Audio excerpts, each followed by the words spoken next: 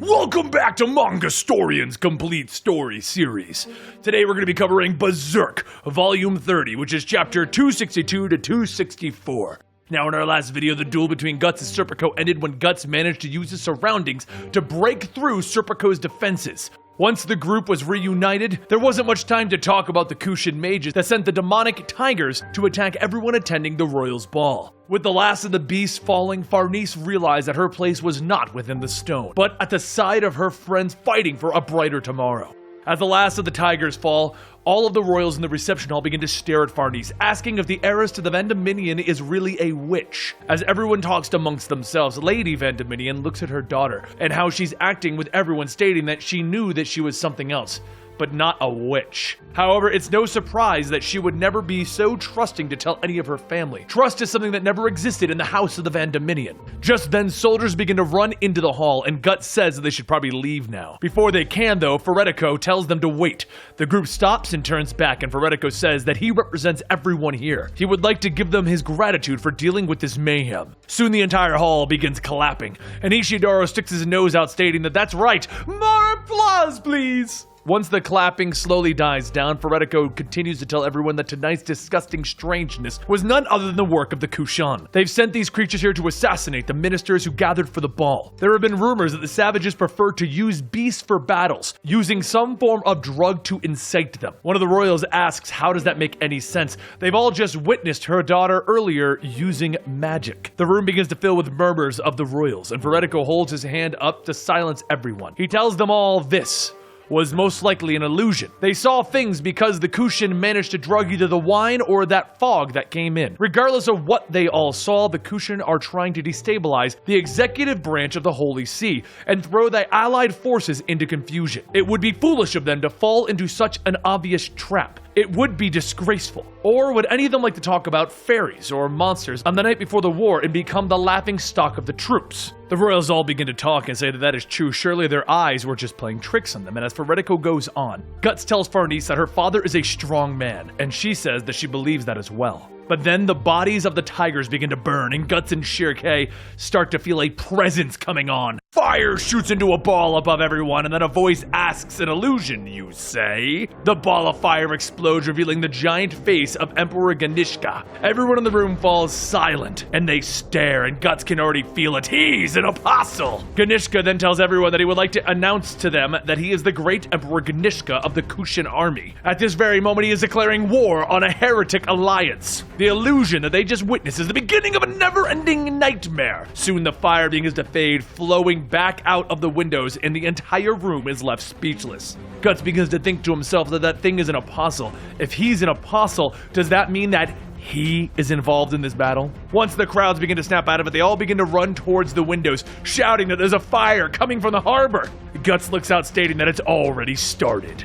Along the harbor, the Kushin alligators from before start to jump out of the waters, biting down on anyone close by. The people fortunate enough to not get eaten turn to run, but then they see another set of fangs. Blood begins to drip off of the Kushin tigers' teeth as they begin to inch closer and closer to the remaining civilians. But then, from the burning ships, the Kushin army starts to walk out, and all of them are demonic soldiers. Back inside of the reception hall, Serpico says that this is bad. All of the ships are burning before they have a chance to leave. And just then, Roderick runs up to the group, telling them that he heard most of the details from Farnese's brother. They're looking for a ship, right? Maybe he can help them. Ishidoro and Puck both ask who the heck is that, and Shirkei says that is Farnese's fiancé. Farnese begins to speak, but Roderick tells her that it's alright. Tell him where their destination is. Shirkei speaks up that it is the island of Skellig, and Puck adds that it is an elfin paradise, and then Ishidoro says more like elf hell. Roderick mentions that he's heard of it before while in the port, but then it's settled. He'll take them there. The ship is more of a war ship though, so if they can bear that, they can set sail. Guts and the others quickly state that that would be great, and Farnese asks if he's sure.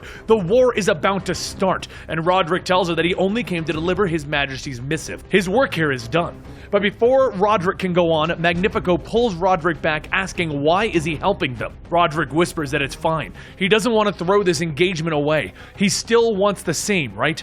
The only natural thing that he could think of was to show his good side to his future wife. Farnese overhears the conversation and then begins to look back at Guts. As Roderick looks back, he notices Farnese looking at Guts and he walks over to introduce himself. He knocks on his armor stating that it's nice to meet you, and Guts tells him, yeah, good to meet you too. Roderick then says, alright, let us be on our way. Thankfully, we've dropped anchor outside of the harbor. The group starts to move outside when Farnese looks back at her father and then he notices her. He goes back to trying to calm down the restless crowds, but once everyone moves into the hallway, a voice calls out to Guts asking if he may ask him a question.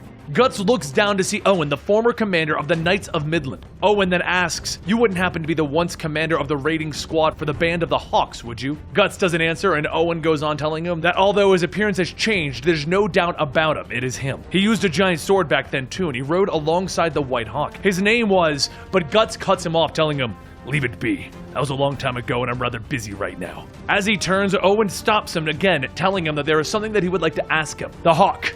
Where is Lord Griffith? Guts tells him, how would I know? We're finished here, but he might be closer than you think. As the rest of them catch up, Shirke asks who is that, and Guts says that he is just searching for someone that he thought he resembled, nothing more. Meanwhile, out a ways from the city, a group of clergymen from the Holy See are on their way to the city when they stop to allow Pontiff to rest due to his illness. Outside of his tent, the clergymen speak that with the current condition of the Pontiff, they must look at candidates to replace him. They then begin to speak to the Pontiff on how his leadership is neither good nor bad. He's had no great achievements, but he didn't misrule either. His reign was just unremarkable. Inside of the tent, the dying Pontiff listens to his men speak of him, and he begins to reflect back on his life. They're right, it was boring. He grew up with an average life with loving parents. The only reason he followed the path of faith was because nothing else really interested him.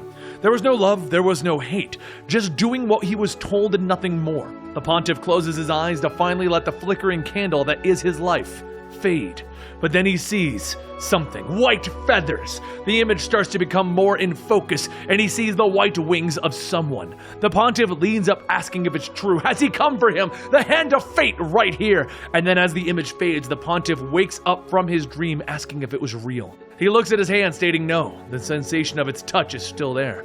And just then there's a shouting coming from outside of the tent as the voice of a young girl asks if this is where the Pontiff is. They have to relay an important message. The guards push back whoever it is, and the voice then says, hang on. If the fate has grasped this hand, follow the guidance of the Feather of Light. The guards tell the young girl that that's enough, and then the Pontiff shouts to wait, let them in. Suddenly the tent is opened and there stand Sophia and Mule. And Sophia says, ah, is the old guy there that the one? Mule takes his helmet off, telling Sophia to show some respect. And as he kneels, he tells the Pontiff to please pardon their impoliteness from visiting at this time of night. But they do come to accompany his eminence to his intended path. The clergymen start to come in stating how dare a pair of children be of any use to them.